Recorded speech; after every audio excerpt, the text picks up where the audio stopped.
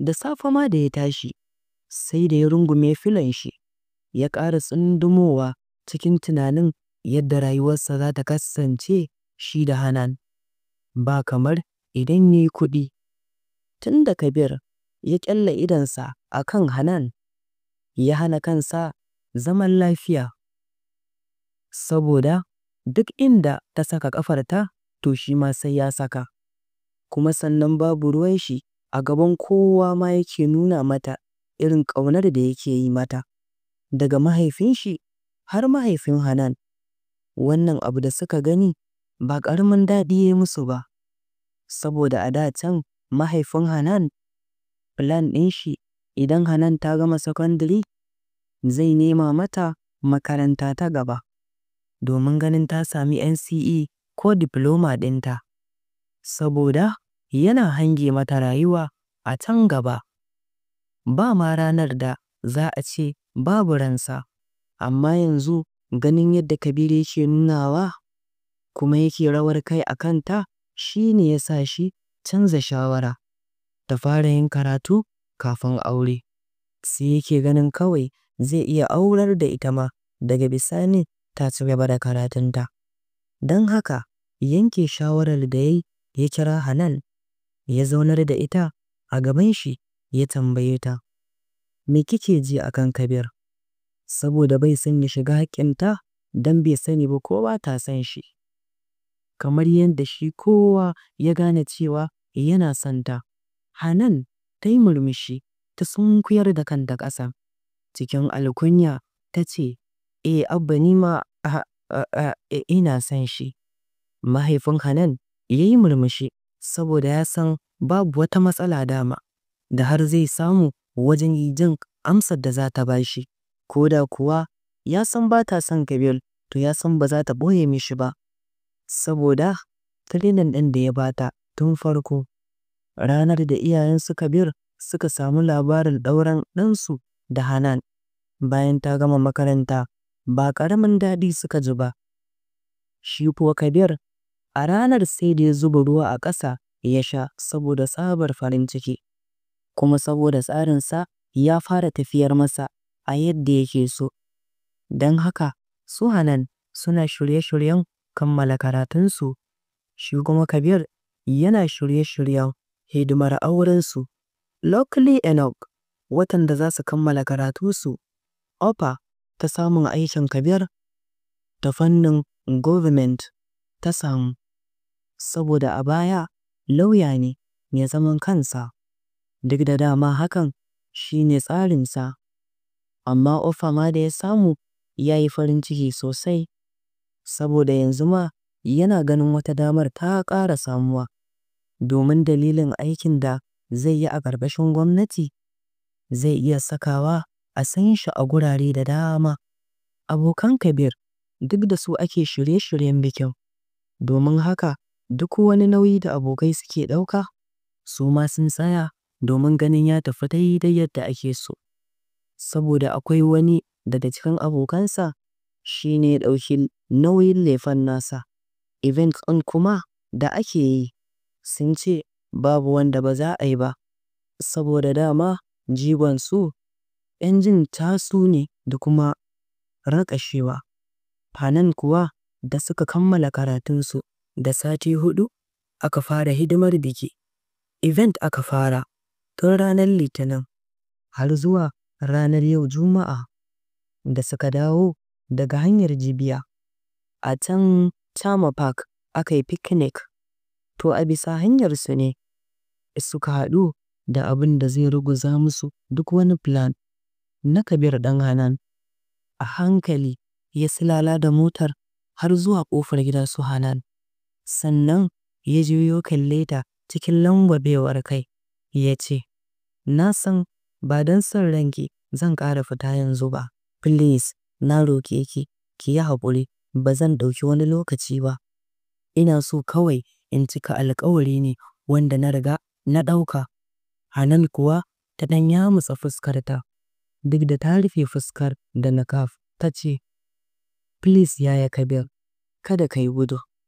Kaga har yanzu ruwan saman nan ma ƙaruwa yake yi. You should be careful and take care of yourself, please and please.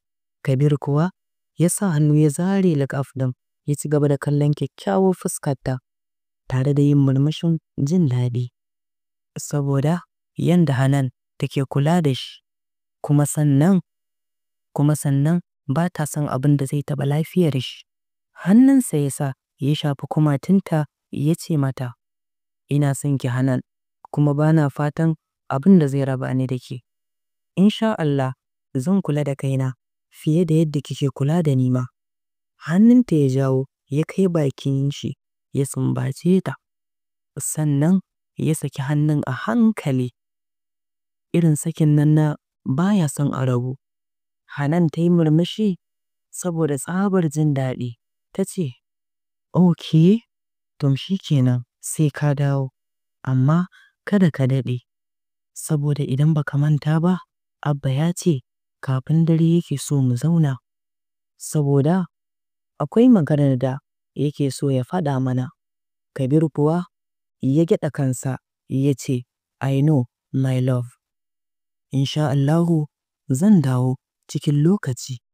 Umbrella ya miƙa mata, ta buɗe motar da sauri, ta zura ƙafarta ta fita, gami da mayar da murfin ƙofar ta rufe. Kabir kuwa bai tafi ba, sai da ya bi shigarta cikin gida, sannan ya yi ribas ya koma hanyar da suka fito. A wannan lokacin ne ya rage ƙarfin gudun da yake yi, ba kamar lokacin da suke zuwa ba. Zuci-zuci kawai yake don ya ga ya koma gurin nan da suka yi haɗari ɗazu, saboda matar da ya banke ta tsaya mishi a rai. Cikin 'yan mintoci kaɗan ya isa wurin, duk da ana ruwa, amma bai yi mamakin mutanen da ya gani ba. 'Yan sanda ya fara hangowa tun daga nesa, kuma abin da ya fahimta, duk motar da ta zo wucewa sai an yi bincike a kanta kafin ta wuce gurin. Tsayawa ya yi cak, cikin dabara ya juya motar. Cikin minti 2 ya ɓace ɓat daga gurin. Kabir tafiya yake, zuciyarsa cike da tunani kala-kala na wannan matar da ya banke ɗazun. Shin ko a wani hali take ne, ko dai ta mutu ne? Da sauri ya janye tunani a cikin ransa akan cewa ta mutu.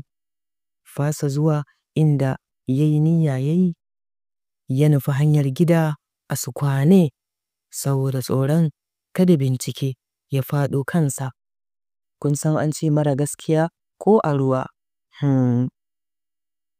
Al'amarin Hanan kuwa tana saka ƙafa a cikin gidansu, sai ta jiyo hayaniyar mutane a can ciki inda babanta yake hutawa, wato sit room. Cikin mamaki ko suwaye, ta nufi ɗakin kai tsaye, ta tura kanta, bakinta ɗauke da sallama. Gaba ɗaya ɗakin hankalin kowa ya dawo kanta, kuma kankace wani abu, ɗakin ya yi tsit, sai aka fara kallon kallo. Abbanta ne a tsakiyarsu, duka sun zagaye shi, sun sanya shi a tsakiya. Kiran sunanta ya yi, ya ce, ya ki zo ki zauna nan, ya nuna kusa da shi. Hanan jikinta a sake ta nufe shi, saboda ko da bai faɗa mata ba, jikinta ya bata waɗannan 'yan uwan abbanta ne, don akwai wata ma da ta ga suna ɗabi'ar kama da ita. A sanyaye ta isa ta zauna a kusa da shi, amma dukkanin idanuwanta suna kan wannan matar da ke ta yashe mata baki. Mahaifin Hanan ya dafa kafaɗarta ya ce, Hanan, waɗannan dukkansu da kike gani 'yan uwana ne, da kuma 'yan uwan mahaifiyarki. Kallon da take yi mishi ne kamar na tuhuma. Ya fahimci abin da take so take masa, amma duk da haka bai tare numfashinta ba, har sai da ta buɗe baki ta ce, Abba, ka ce ba mu da kowa a rayuwarmu, daga ni sai kai muka rage. Wannan matar da take ta kallonta Cikin nuna ƙauna da tausayi ta sa hannu ta jawo ta tare da rungume ta tana cewa, "Yarinya, mahaifinki bai yi ƙarya ba lokacin da ya faɗa miki, saboda akwai larurar da ta rabo shi da gida. Amma yanzu muna sa ran komai ya zo ƙarshe, tunda da kansa ya sanar mana inda yake. Shi ya sa ma har kika ga mun zo." Matar ta idda magana cikin yanayin kuka, saboda tunda ta fara magana kuka ya ci ƙarfinta. Hanan ɗin dama ita ma kuka take yi, amma sai ta ƙara ɓarke baki har da jijjiga, saboda kwata-kwata a rayuwarta ba ta taɓa tunanin irin wannan ranar za ta zo mata ba. Duk gurin ya ɗauka gaba ɗaya, har da mahaifin Hanan ɗin kowa kuka yake yi. Lokacin da suka ɗau kukan, mahaifin Hanan ya fara rarrashinsu. A hankali suka fara saurarawa, sai dai hawaye da ke zuba kawai. Mahaifin Hanan ya kira sunanta ya ce, "‘Yata, ina so ki yafe mani kin ji, saboda ni kaina ba a cikin hayyacina na baro mahaifata ba." Sai yanzu da suke bani labari suke faɗa mini cewa ashe Ilu ne ya yi mini kuciya, saboda na yi takarar auren mahaifiyarki da shi. Kuma abin da ya so shi ne in tafi. A tsakar dare na tashi, domin dama ba bacci na yi ba. Na ɗauki kullin kayana zan fita, sai mahaifiyarki ta kira sunana. Na daɗe a tsaye kafin in juyo in kalli inda take a kwance. Kukan da take yi ne ya sa dole na juya na fara ba ta haƙuri, kuma sannan na faɗa mata yanda nake ji a zuciyata. Babu fashi, don wannan tafiyar dole sai na yi ta. Tashi ta yi ba tare da ta nemi shawarata ba, ta haɗa 'yan kayanta da za ta buƙata. Ta kalle ni ta ce mu je. Ni da dama kamar akan ƙaya nake, kawai na miƙe hanya, ita kuma ta dinga bina. Daga ni har mahaifiyarki ba za mu iya cewa ga yadda aka yi muka zo Katsina ba. Ni dai abin da na ajiye a raina, ina tare da taimakon Allah. Hanan ta kalli mahaifinta cikin jin tausayi saboda labarin da ya bata.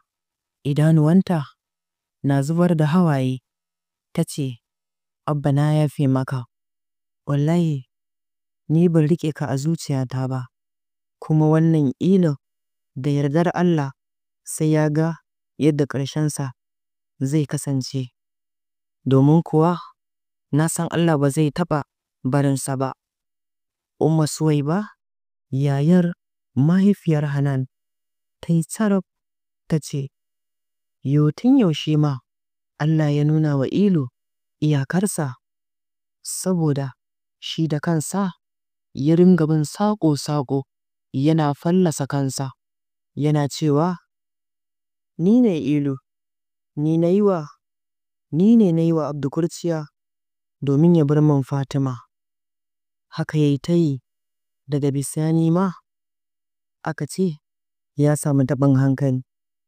Ko yanzu da nake ba ku labarin nan, yana nan a gidan mahaukata. Mahaifin Hanan ya yi ajiyar zuciya ya ce, "Rayuwa kenan. Wai Ilu a gidan mahaukata. Allah ka yafe masa, saboda ni sam ban riƙe shi ba, kuma na yafe masa duniya da lahira."